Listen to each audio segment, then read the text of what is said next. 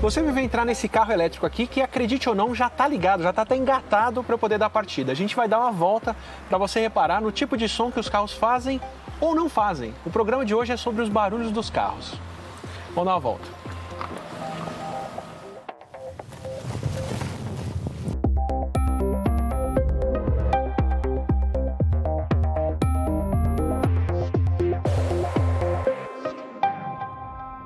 Sejam bem-vindas, sejam bem-vindos ao Hiperconectado. Toda semana a gente está por aqui mostrando a ciência no nosso dia a dia. E hoje a gente vai explorar os barulhos e os sons que o carro faz de propósito.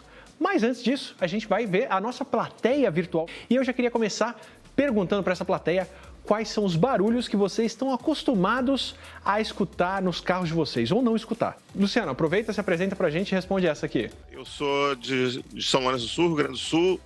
Sou editor e designer, game designer. A gente acostuma muito com os barulhos do carro e a gente não percebe, acho que quando a gente está dirigindo, o quanto a audição é importante quando a gente está no trânsito.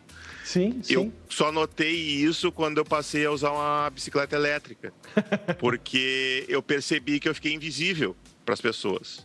Eu até comentei com o fabricante que eles podiam colocar um barulho artificial nela para o pessoal ouvir, né? Um barulhinho chegando, né? Ivan, aproveita, se apresenta para a gente aqui, conta onde você está. Oi, eu sou Ivan, eu sou de Presidente Prudente, São Paulo, interior, bem interior de São Paulo. Eu tenho um podcast sobre mecânica e sobre carro e também trabalho com informática, né? Eu trabalho com a infraestrutura. E, assim, o que mais denota um barulho que é esquisito, né, no carro normalmente, e que me dá um alerta bom, é quando começa o freio a fazer barulho durante as frenagens, né?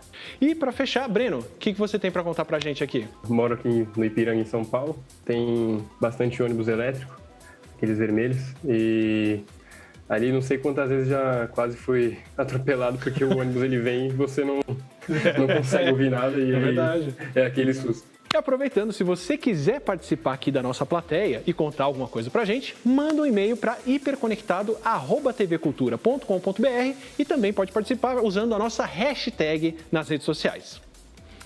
Pode não parecer, mas desde quando a gente entra pela primeira vez em um carro, ainda na venda, a gente escuta barulhos que são desenhados para a nossa experiência. Ouve só.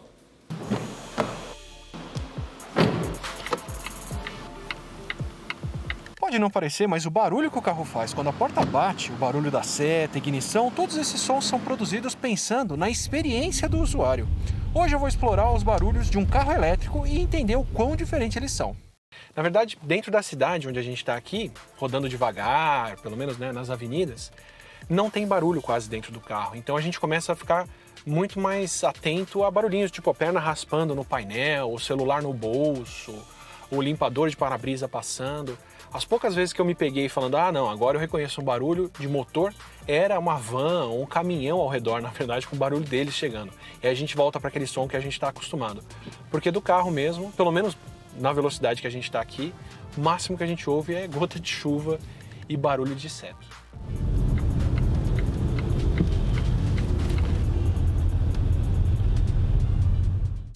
Esse barulho que vocês ouviram era todo o barulho que eu consegui ouvir dentro de um carro elétrico.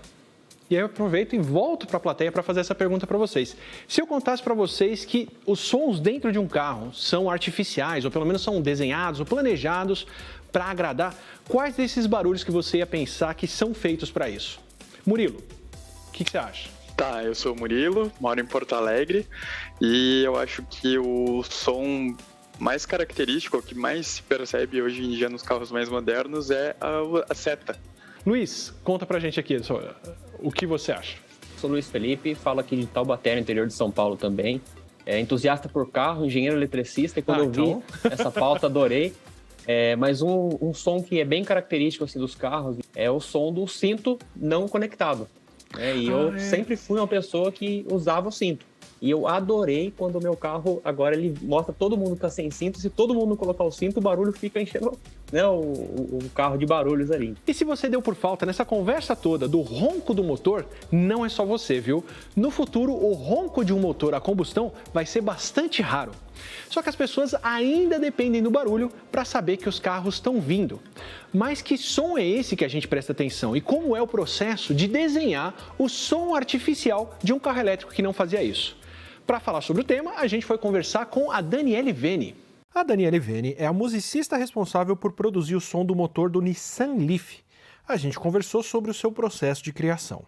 We want to convey the emotion of the brand, right? I think with Nissan, it's innovation that excites. So how do I convey that emotion in a tiny little sound so that the value of the car feels present in the sound that it makes, right? If that sound feels cheap, or if it sounds annoying, or if it sounds whatever it's going to sound like, it's going to convey some sort of value, right? Along with the safety message, along with the emotion.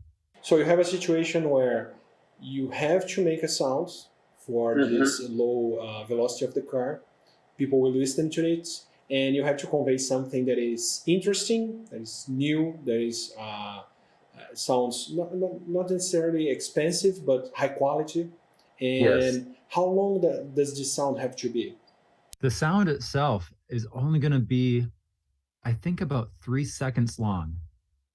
This is a 3-second long sound, but it has to loop. It has to repeat. So it sounds like a continuous tone. And so the first thing that our team did, is we built we made a little piece of software where we could put the sound into the software and it would loop it. And then I had a little pedal, like a volume pedal, but I made the volume pedal control the pitch and speed. So immediately, once we started making a sound, I said, okay, I want to hear what this sound does when I accelerate and decelerate, because that's where it lives. It's like a sound that has elasticity to it. It's got to go up, it's got to go down. And sometimes you can make a sound that feels really good, like the 3 seconds, it feels good, it feels right. But once you start pitching it up and down, it loses something, right? It starts to deteriorate. So it's like a sound that never is going to be experienced the same way each time. It's always moving. We end up using lots of samples of woodwinds and then some synth sounds. But the cool thing about woodwinds is that you can get that a nice sound without an attack, right? Without the sound doesn't have necessarily an attack. And you can control the way the sound decays with the woodwind. You can get a very stable pitch. And woodwinds have like very colorful overtones too. So do you feel that if it was a different kind of car, like a super sportive car or a luxury car for a backseat passenger with a driver, you would make it sound differently? You know, if you have a very powerful car, a sports car or a muscle car, I would want to experiment with putting lower frequencies into it, right? To connotate the feeling of power and almost make it intimidating. But I would also need the hardware to be in place to support that. We have now digital cell phones, we have virtual reality, we have augmented reality, we have electric cars, many new digital applications that just don't have sounds. No, we still don't have an intuition of how they should sound. So do you feel we are entering an age with more sonic experience that can be designed? I think so. I'll say I hope so. You know, I hope that so much of the noise pollution that we experience is from gas-powered, you know, engines and things like that, and from things that are burning, and you know. So if I think about it from the highest level, like I want us to get to a place where we're not a noisy, intense, polluting, chaotic environment. And I hope in that case we have an opportunity to craft how it sounds, how it should feel. I also think, you know, you talk about these experiences that didn't have sound, we have to imagine them. A lot of times sound is a way in for designing for people that are deaf, or that are blind, people with different impairments. And I think that's something I'm really interested in too, is like designing for differently abled people. When you do that, everybody benefits. Outro ponto importante para a criação dos sons é levar em conta o que as pessoas que contam com o barulho dos carros precisam ouvir. O Vitor Caparica é professor, pesquisador e consultor em audiodescrição e acessibilidade visual. O que acontece, Átila, é que a gente se orienta para andar pela rua com bengala, a gente se orienta com os nossos 4 sentidos. E deles a audição é de longe o mais importante para a gente sentir a distância de objetos, especialmente de veículos na hora de atravessar a rua, que é um momento relativamente perigoso, né, na hora que a gente está caminhando. O motor elétrico ele é tão silencioso que é muito fácil a gente não ouvir e sair atravessando a rua. Aí surgiram naturalmente, né, legislações a partir da pressão dos institutos para que houvessem sons específicos que o carro emitisse abaixo de, 20 km por hora, algo assim. O problema é que para isso ser bem feito, para isso funcionar, não pode ser bem como as montadoras estão fazendo. Tem, por exemplo, o fabricante de veículo elétrico que está colocando um som especialmente projetado para ser audível. O problema desses sons é que a gente não é treinado nos cursos de orientação e mobilidade para reconhecer esses sons e a sua distância. A gente treina com o som de carros de combustão. Então, por isso, é muito importante que os carros elétricos usem sons iguais aos dos outros carros.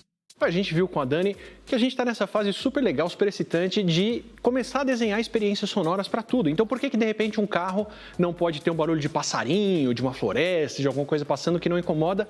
A questão é quem conta com esse som. E aí eu quero aproveitar e perguntar para vocês na plateia, quais barulhos que vocês, pensando agora, vocês usam para se guiar no dia a dia, assim, para fazer as coisas? Eu sei que o meu dia começou quando eu faço o barulho do moedor de café, por exemplo. Isso para mim é o, ok, agora você vai acordar, o dia pode começar. E vocês, que barulho que vocês ouvem, assim, que é importante ou que anuncia alguma coisa marcante, que vocês contam com aquilo para saber que a vida está funcionando? Tiago, deixa eu aproveitar e ouvir que sons que você usa.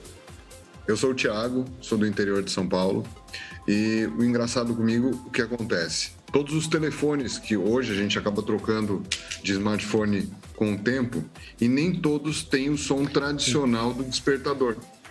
E o som do despertador, no meu caso, é um grande fator para acordar. O desenho dos efeitos sonoros não é exclusivo dos carros elétricos, viu? No próximo bloco a gente vai te mostrar como os carros a combustão também são tunados para soarem até mais potentes. O Hiperconectado já volta.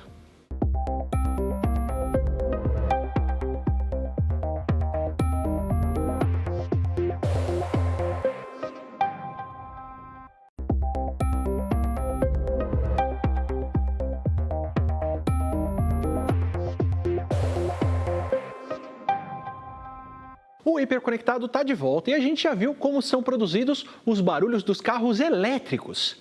E agora a gente te mostra quais são os barulhos artificiais dos carros tradicionais.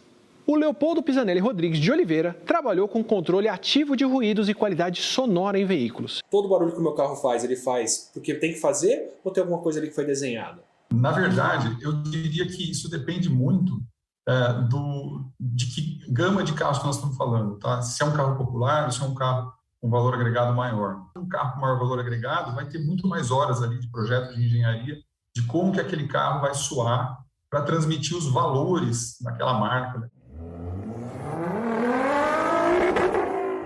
A audição é um sentido assim que ele, por exemplo, diferente do olfato, né? O olfato te joga lá no passado, décadas atrás, você consegue realmente voltar para um lugar na sua história, quando você sente o cheiro de alguma coisa. O som, por incrível que pareça, a gente não tem uma memória muito grande para ele, mas ele está bastante associado com emoções. Então, se aproveitando um pouco disso, é que a gente atribui, então, subjetividade a tudo que a gente escuta e vai, por exemplo, ter sofisticação, esportividade como atributos que vão ser transmitidos, né, percebidos através do som que aquele produto faz. Mas isso começa com um som que acontecia naturalmente, não? Que a gente aprende a associar e depois você tenta reviver aquele som em outras situações. Os primeiros carros faziam o seu ruído e com o tempo a gente foi ouvindo, se acostumando fazendo esse jogo, né, de atribuir, então, qualidade subjetiva para aquela coisa, e aí a engenharia vai direcionando, porque também é uma atividade de mercado, você precisa vender o produto, então você vai investir tempo e recurso ali em tunar aquele som para ele transmitir aquilo que você deseja. Que sons ali que são, num carro caro, por exemplo, que teve mais design sônico, que barulhos desses são desenhados ali dentro? O som que a gente atribui mais corriqueiramente seria o som do motor, né? Do motor, da caixa de câmbio, enfim, e que a gente escuta pelo escapamento, pelo duto de admissão. Esse som é que dá a identidade, por exemplo, de esportividade para o carro, para quem está do lado de fora, para quem está do lado de dentro. Tem algumas formas da gente interferir nesse ruído, né? Então, uma delas, que seria assim, inclusive que aí os carros elétricos vão usar com mais frequência, é usar o próprio sistema de som do carro, né? Os alto-falantes. Mas por muito tempo isso foi considerado meio que, pelo mercado, né? Pelos usuários, como uma enganação. Eu estou ouvindo um som artificial, não é o som do carro. Aí você pega um carro esportivo, por exemplo, né? Que é um carro que você quer esse atributo de esportividade. Então, uma métrica que nós vamos usar aí de qualidade sonora, de psicoacústica para isso, é a aspereza. Você quer que o som seja áspero. Então, a aspereza é um dos modelos que a gente trabalha com o som, quando ele varia no tempo, a amplitude desse som. Se ela varia muito lentamente, eu sinto como uma flutuação no som. A partir de uma certa frequência com que essa modulação vai variando, ele entra numa faixa que eu determino como aspereza, um som, eu sinto uma vibração ali naquele som, vai. E essa aspereza eu consigo, por exemplo, abrindo e fechando uma válvula mecânica no escapamento do carro. Então, quando eu identifico que o piloto, o motorista, está em aceleração máxima, ele quer potência do carro, eu quero que ele escute essa potência, que ele saiba que o carro está entregando. Então, eu abro uma válvula, por exemplo, mecânica no escapamento e deixo que parte dessa pulsação de pressão atinja os painéis do carro, são os painéis que vão transmitir o ruído no final para quem está lá dentro. E então isso é natural, né? Porque é um processo que está acontecendo no motor, então não está enganando ninguém. E aí a gente traz isso hoje em dia para outras aplicações. Inclusive, quando a gente fala de meio ambiente, e eu ainda estou no motor a combustão, uma das formas de a gente tornar um carro um pouco mais verde, vamos dizer assim, é pegar um carro que tem 8 cilindros e desligar cilindros, né? Então, desliga um banco de cilindros e fica com um motor 4 em linha e tal. Essas configurações vão dar percepções totalmente diferentes para o condutor e isso não é desejado. Então, eu posso tentar manter aquele som de V8 mesmo quando eu estou usando menos cilindros. No fim, a gente está recriando um barulho de um carro que já não existe mais. A gente criou uma preferência de barulho que os carros deviam fazer na década de 70, 80, por aí, e perpetua isso hoje usando sons artificiais para os carros continuarem soando potentes para quem dirige. Aí eu aproveito para fazer a pergunta para vocês da plateia também, se tem algum barulho desses, aqui no caso do carro a gente continua reproduzindo ele, mas se tem algum barulho que vocês sentem falta hoje em dia, que vocês se acostumaram, que vocês ouviam e hoje vocês não ouvem mais esse barulho acontecendo. Comecei a sentir bastante falta foi na Fórmula 1, quando o motor mudou e aí parou de fazer aquele bem forte. Sim, sim. Tanto que acho que até eles voltaram a pôr agora de modo artificial que ele faz aquele ronco bem pesado mesmo. E você, Marco, que som que você sente falta? Sou o Marco, aqui do interior de Pirassununga. Eu queria fazer um comentário a respeito de som, né, que são característicos. É o famoso som da Harley Davidson, né? Quando eu gosto de moto, a Harley Davidson é imbatível, né? Ter um motor barulhento pode se tornar uma obsessão para algumas pessoas. Afinal, tem uma relação fictícia entre barulho e potência e tem gente disposta a gastar bastante dinheiro para poder ouvir o que quer. Dá uma olhada. O Fábio Castellotti é um afinador de escapamento. O termo é uma invenção nossa, mas o que o Fábio faz na sua oficina mecânica é literalmente isso. A gente tem aqui um cliente seu, aqui atrás. Por que as pessoas te procuram? Por que elas procuram alterar o som que o carro delas faz? Para ter uma experiência sensorial auditiva, né, experiência sensorial acústica, à altura do que ele esperava naquele modelo de carro. A gente criou uma referência do que seria o som que um carro faz, especialmente um super esportivo, tudo, e isso foi mudando por conta da maneira como os carros são feitos, mas as pessoas querem restaurar aquela sensação do que elas ouvem ou do que elas têm como referência de Fórmula 1 ou de outras coisas, né? Exato, a gente tem uma influência cultural, né? Durante muito tempo a única referência que a gente tinha ou eram competições de automobilismo ou filmes, que muitas vezes, por sua vez, é feito uma sonoplastia, né? Então, quando o cliente finalmente realiza aquele desejo de obter aquele carro, ele vê que, na verdade, ele foi contada uma mentira para ele, né? E ele só vai conseguir ter aquela experiência, de fato, com um carro de competição ou com algo realmente artificial. Então, a gente tenta ainda sem mudar em relação à intensidade, né, que é o que poderia ser algo ilegal, a gente tenta principalmente alterar o timbre, ou seja, de que forma que soa esse ronco, né, do carro, que tipo de aspecto que ele vai ter e que tipo de memória que ele vai trazer, né, para poder satisfazer o cliente nessa experiência.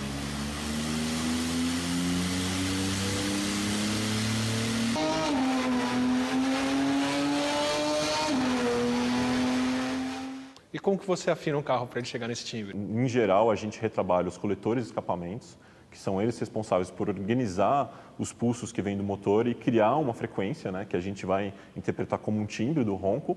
E a partir daí a gente aplica os filtros necessários para poder eliminar as frequências que a gente não gostaria, que são as frequências que vão causar desconforto para o cliente, principalmente em situação de rua, né? A gente fez recentemente um Aston Martin, um V12 também, que é um carro inglês, muito conhecido pelos filmes do James Bond. E é um carro que existe uma preocupação com a assinatura acústica desse carro, mas é algo mais pro elegante, menos pro esportivo. E a gente conseguiu transformar esse carro assim com um ronco literalmente de Fórmula 1, né? Você falou que parte desse som vocês evitam mandar isso para dentro do habitáculo. A gente estava vendo que parte do desenho de outros carros, dos carros de entrada, carro utilitário, com motor a combustão, é, na verdade, aumentar a reverberação, aumentar o som dentro da cabine, para quem está dirigindo sentir que o carro é potente. No teu caso, isso, as pessoas já sabem, então, tipo, a ideia é o som para fora e não para dentro. Sim, principalmente com frequências altas, a graça de você conduzir um carro desse e usufruir do som está mais relacionada à reverberação do ambiente do que você estar o tempo todo ouvindo isso dentro do habitáculo.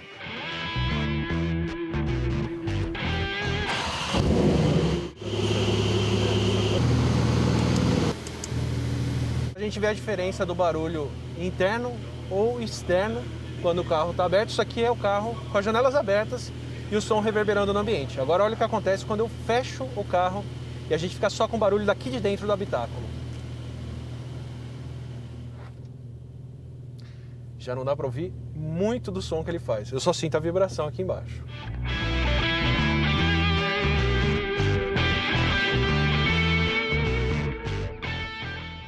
E o curioso é que, assim como a Dani, o Fábio também procura um bom hardware para poder fazer isso. Ele precisa de um motor V12 para poder botar o escapamento do jeito certo que ele quer, para puxar as notas certas, porque afinal tem gente disposta a gastar uma boa grana em cima de um carro que já é caro para ter uma experiência positiva com o som. E aí eu pergunto para vocês da plateia, que som que desperta para vocês uma experiência positiva ou muito negativa? Eu sou Carlos Senan, eu moro em Kjeller, na Noruega. E aqui, grande parte do ano é muito frio, então é muito silencioso e neve. Mas agora, no verão, é muito gostoso de ouvir, até de trabalhar. Eu deixo a janela do meu escritório aberto para escutar o barulho dos passarinhos, que eles aparecem agora no verão. E é muito agradável de trabalhar ouvindo eles cantando. Espero que vocês também estejam com uma experiência positiva quando vocês ouvem o barulho de entrada do hiperconectado, viu? Com o motor elétrico, a gente está tomando a decisão consciente de como um carro deve soar, que barulho que ele deve fazer. E para criar esses barulhos que vão compor as paisagens sonoras do futuro, a gente deve ajustar as nossas expectativas, sem esquecer as funções que esses sons fazem e quem convive com eles, mas está fora do carro. Semana que vem, a gente vai fazer barulho em mais um Hiperconectado. A gente se vê lá.